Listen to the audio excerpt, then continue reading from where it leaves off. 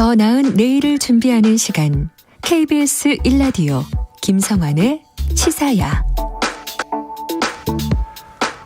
최근 38년 동안 돌본 중증장애인 딸을 살해하고 함께 세상을 등지려 했던 60대 어머니에게 법원이 집행유예를 선고하는 일이 있었습니다. 장기 간병으로 고통을 겪은 가족과 가족만 탓하기 어렵다, 이런 판단이었는데요. 사실 간병살인은 어제 오늘만의 일만의 문제는 아니죠. 하지만 그때뿐 국민을 위한 의료 돌봄 정책은 아직도 부족한 실정인데요. 제2, 제3의 비극을 막기 위해서는 어떤 대책이 필요할지, 또 논의가 필요할지 김원일 간호와 돌봄을 바꾸는 시민행동 활동가 연결해서 얘기 나눠보도록 하겠습니다. 안녕하십니까? 예, 안녕하세요. 김원일입니다. 네. 오늘도 아내를 간병하던 80대 노인이 아내를 살해한 후에 극단적인 선택을 시도했다가 붙잡혔다, 이런 뉴스가 전해지기도 했는데요. 간병을 장기적으로 하다가 이런 이제 생각을 하시는 분들이 적지 않다고 해요. 주로 어떤 어려움을 많이 호소하고 있습니까? 이 가장 큰 문제가 비용이라고 생각을 해요. 비용적인 부담. 예, 우리 사회는 불평등을 전제로 한 사회이지 않습니까? 재화라는 게 공평하게 분배되는 사회가 아니라 시장에 맡겨진 사회다 보니까 당연히 그 충분한 재화를 갖고 있는 사람과 그러지 못한 사람들의 간극이 클 수밖에 없는 거죠. 그러다 보니 이런 문제가 주로 발생되는 분들이 주로 그 부를 갖지 못하신 분들에 많이 해당이 되기 때문에 비용의 문제가 큰 부담인 거고요. 그다음에 두 번째는 좀 이 문제와는 좀 다를 수 있겠지만 이 간병을 제공하는 분들, 특히 이제 전문적으로 간병 서비스를 제공하는 분들은 불법 상황에 많이 노출되어 있습니다. 어떤 문제냐면 사실 간병 대상자의 경우 대부분 노인성 질환이나 만성 퇴행성 질환을 갖고 있기 때문에 뭐 전문적인 간호 서비스나 재활 서비스와 결합되어야만 간병 대상자에게 필요하고 적합한 양질의 서비스를 제공할 수 있는데 사실 이게 완전히 분절되어 있죠. 그리고 심지어는 간호사라는 전문직에 의해서 제공돼야 될 의료 서비스가 뭐 간병인에게 그 강요되는 어쩔 수 없이 제공할 수밖에 없는 이런 상황들에 놓여 있는 그런 문제들도 지금 상당히 심각하게 제기되고 있습니다. 좀 이제 하나하나 말씀하신 거를 좀 세부적으로 얘기를 나눠봤으면 좋겠는데요. 가장 큰 게 간병비, 이 비용적인 부담이라고 말씀하셨잖아요. 지금 간병비는 어느 정도 지금 건강보험에서 일부 보조하는 것으로 알고 있긴 한데 어느 정도 부담이 큽니까? 우리나라 지금 건강보험에서 간병비를 제공한다고 하는 건데 조금 잘못 오해가 좀 있으신 게 아주 급성기 병원, 그러니까 요양병원을 제외하고 의원급 의료기관 제외한 그 급성기 병원에 현재 한 25% 정도 될 거예요, 병상이.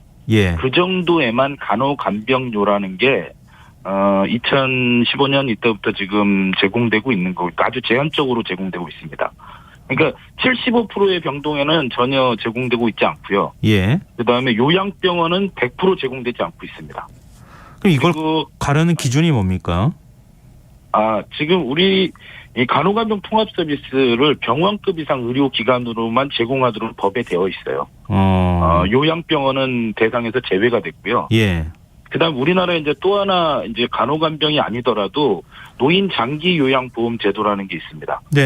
여기서 이제 간병 서비스가 간병이라든가 요양 보호 서비스가 제공이 되는데 이 대상 인구도 노인 인구 전체 10%에만 해당이 돼요. 그래서 사실 90%의 노인이 건강하면 상관이 없는데 이분들이 아파서 간병 서비스가 필요하게 되면 그 모든 간병 비용을 전부 본인이나 가족이 부담해야 되는 겁니다.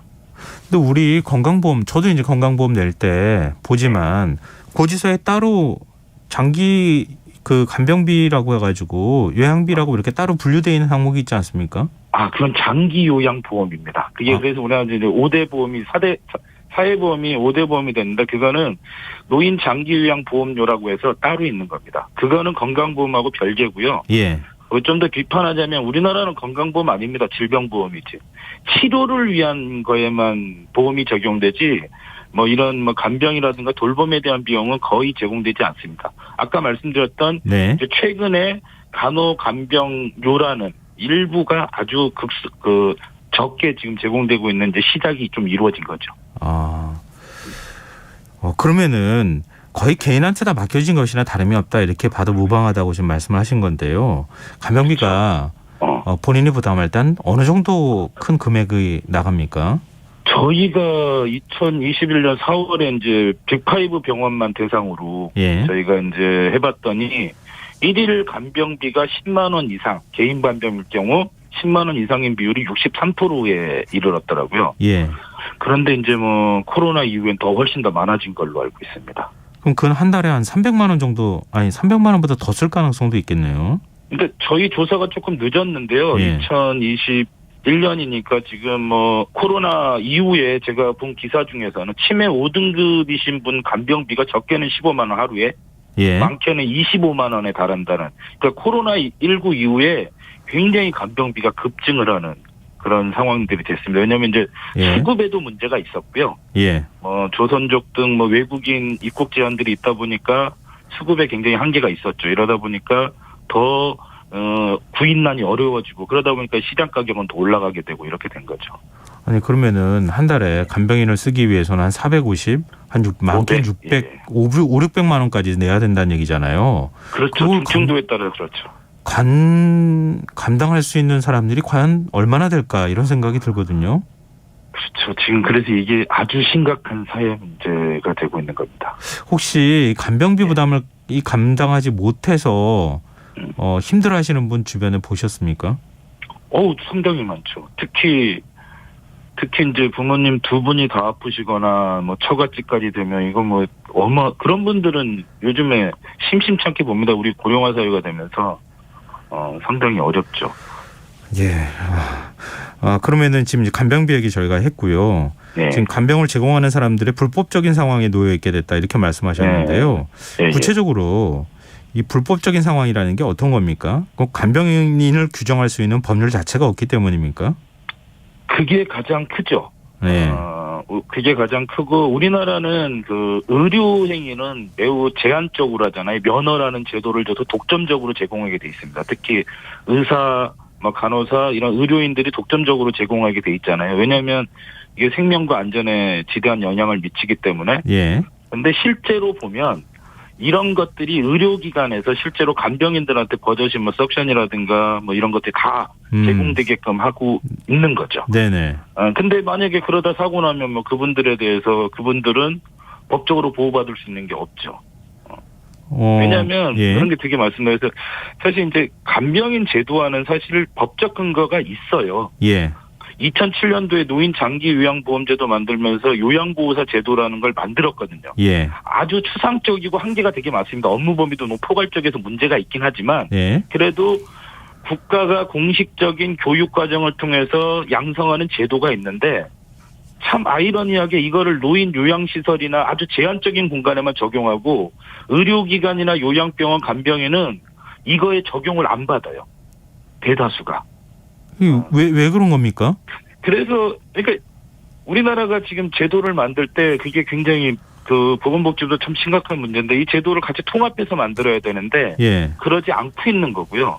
이걸 다르게 본대요, 지금. 제가 요즘에 간호법 관련해서 제가 활동을 하고 있었는데 간호법이 이제 이런 요양보호사 제도와 요양보호사 제도를 통해서 간병인 제도를 좀 포괄적으로 제도화시키는 활동을 했었어요. 그런데 심지어 보건복지부마저도 반대하는 상황들이 발생이 되면서 사실 이번에는 지금 법사위에서 논의되고 있지만 아마 곧 그 법이 입법이 되더라도 사실 그 문제는 해결이 안 되는데 빨리 그 법이 되고 나서 이제 개정 작업을 좀 하려고 하고 있습니다. 그래서 간호 서비스와 간병 서비스가 결합되어야만 사실은 책임 소재도 분명해지고 그다음에 그분에 맞는 그분 대상자의 질병 요구에 맞는 간병 서비스가 제공될 수 있는 거거든요. 그래서 이 두 가지를 만드는 게 굉장히 시급합니다. 그럼 예를 들면요. 지금 상급 종합병원이에요. 간호 서비스, 간병인을 둘 수밖에 없는 상황이란 말이에요. 근데 거기서 간병인 활동하시는 하는 사람들이 어떤 교육을 받거나 아니면 자격이 있는 사람들이 아니라는 거죠. 아닙니다. 그래서 병원들이 어떻게 하냐면요. 아마 이제 병원에 경험이 있으실지 모르겠는데 간병인을 구하고 싶다라고 얘기하잖아요. 예. 그러면 간호부나 병원에서 간병인을 구할 수 있는 연락처를 줍니다. 네네네. 왜 그런지 아세요? 만약에 병원에서 절대 간병인을 직접 고용하지 않아요. 직접 고용하면 자기들이 책임을 져야 되거든요.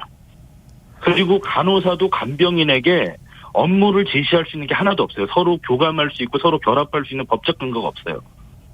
그러니까 간호사는 간호조무사를 지도 감독할 수 있게 법에 되어 있는데 네.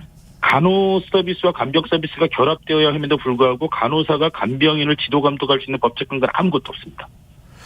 그러니까 이런 말도 안 되는 지금 제도가 있는 거고 사실 이것 때문에 간호법 논의를 시작을 했었던 거죠. 근데 네네. 아직까지 지금 그 문제를 물꼬를 지금 못 트고 있는 상황입니다. 예, 뭐 지금 의사회 쪽에서 반대를 하고 있는 것으로 알고 있는데요. 지금 간호간병 통합 서비스가 뭔지 좀 설명을 해주시면 어떨까요?